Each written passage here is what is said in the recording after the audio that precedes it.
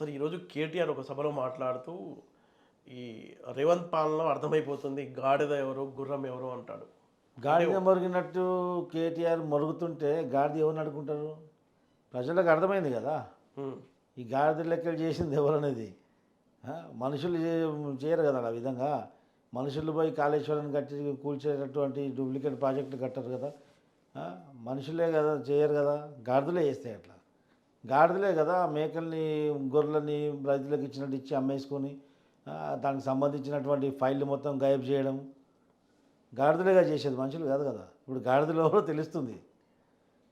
గాడిదలాగా వ్యవహరించి ప్రజల్ని పశువులు అనుకొని మీరు అసలైన గాడిదలు మీరు, వేరే గాడిదలు అంటున్నారు. మదం ఎక్కి అధికార మదంతో విర్రవీగిపోయినారు. ఇప్పుడు గాడిదని తన్నినట్టు ప్రజలు తన్నిర్రు.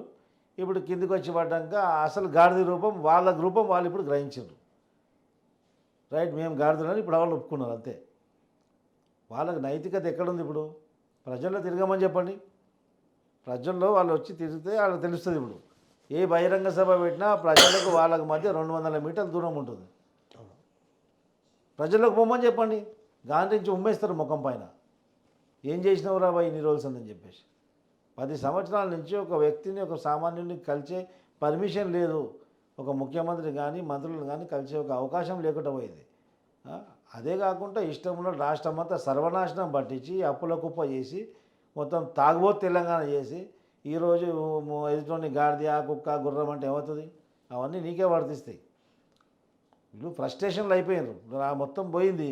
ఈరోజు ఎంపీ ఎలక్షన్స్లో నిలబడదామంటే క్యాండిడేట్స్ లేరు వాళ్ళ దగ్గర.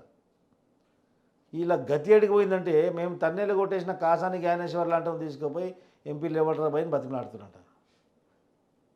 ఆ గతి పట్టింది వీళ్ళకు. ఇప్పుడు గాడిదలో కుక్కలు పందులు ఎవరో తెలుస్తలేదా? మొత్తం సర్కస్ బ్యాచ్ తయారైపోయింది. అది కొన్ని రోజులు అయిపోతే వీళ్ళకి విత్డ్రావల్ సిండ్రమ్స్ వచ్చేస్తాయి అనమాట. అంటే మందుకళ్ళు తాగినాక ఒకటేసారి మానేస్తే విత్డ్రావల్ సిండ్రమ్స్ వచ్చి పిచ్చి పిచ్చిగా చేసి ఫిట్స్ రావడం జరుగుతుంది. వీళ్ళకి ఏమైపోయిందంటే అధికారం యొక్క మదంతో, అధికారం యొక్క మత్తులో ఉండే ఇప్పుడు అధికారం మత్తు పోయింది కాబట్టి పిచ్చి పిచ్చిగా చేస్తున్నారు. ఇట్లా ఎవడన్నా కాసానికి ఆయన ఎంపీ టికెట్ ఇస్తాడా ప్రపంచంలో? కేఏ పాల్ కూడా ఇవ్వడంట. అంటే కేఏ పాల్ కంటే సర్వనాశనం అయిపోయింది బీఆర్ఎస్ పార్టీ ఇప్పుడు.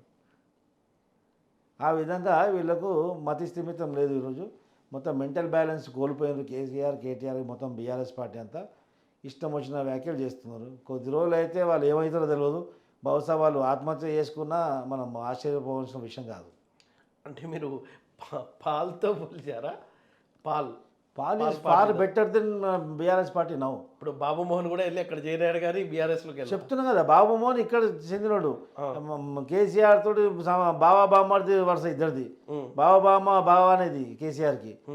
అలాంటి వాడు కూడా నీ ముఖం అని చెప్పేసి పోయి కేఏ పాల్ దగ్గర కలిసిందంటే నీ పార్టీ ఏమైంది, నీ బతికేమైంది తెలుస్తలేదా? అక్కడ బాబు మోహన్ పోయి కేఏ పాల్ని గెలిపిస్తాను, కేఏ పాల్ని ముఖ్యమంత్రి చేస్తా అంటుండు. ఎవడన్నా కేసీఆర్ని మళ్ళీ ముఖ్యమంత్రి చేస్తా అంటున్నా? రోడ్డు మీద అడక తింటాడు. మొన్న ఆడు కుర్చీ అని తిడుతున్నాడు రోడ్డు మీద పిచ్చోడు. కుర్చీ తాతన్న కుర్చీ బాబా ఎవడో, అవును, వాడు కూడా కేసీఆర్ని ముఖ్యమంత్రిగా ఒప్పుకోడు. ఇంకా ప్రజలు ఎక్కడ ఒప్పుకుంటారు, ఓటర్లు ఎక్కడ ఒప్పుకుంటారు? అంటే టోటల్గా కేఏ పాల్కున్న వాల్యూ కూడా కేసీఆర్కి లేదంటారు. కేఏ పాల్లో సగం గ్రాఫ్ కూడా లేదు కేసీఆర్కి ఇప్పుడు. ఓకే, అందుకే నాకు రేవంత్ రెడ్డిని గాడిదతో పోలుస్తున్నాడు. గాడిద అనేది మెంటల్ బ్యాలెన్స్ కోల్పోయింది వాళ్ళకి. విత్డ్రావల్ సిండ్రోమ్లో ఉన్నారు ఇప్పుడు. ఎందుకంటే అధికారం మత్తు నుంచి బయటకు వచ్చేసిండ్రు. అధికారం మత్తు పోయింది. ఆ మత్తులో ఉండేది 10 సంవత్సరాలు. అది అలవాటు పడిపోయినారు. అలవాటు పడిపోయినాక ఏ విధమైనటువంటి మత్తు, ఏ మత్తులో కానీ ఏదైనా మత్తు అలవాటు పడిపోతే సడన్గా ఆ మత్తు మానేసారు అనుకోండి, అప్పుడు ఏమైతే పిచ్చి లేస్తుంది. వీళ్ళకి పిచ్చి లేచింది మొత్తం అంతా. ఇప్పుడు వీళ్ళందరికీ మెంటల్ హాస్పిటల్ పంపించాలి. లేకుంటే ఆ తెలంగాణ రాష్ట్ర సమితి ఇచ్చినటువంటి భవనం ఉంది, దాన్ని తీసి రిహాబిలిటేషన్ సెంటర్ చేయాలి.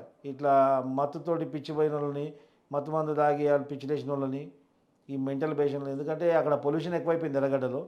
అది తీసి ఇటు పంపించేస్తే కరెక్ట్ అవుతుంది. ఎందుకంటే కొంచెం వాతావరణం కేబీఆర్ పార్క్ కూడా ఉంటుంది, మంచి స్వచ్ఛమైన గాడుపు కూడా వస్తుంది. వీళ్ళు అరిచిన అరుపులు, కేకలు, వీళ్ళు బూతు పురాణాలు కూడా బయటికి వినపడవు.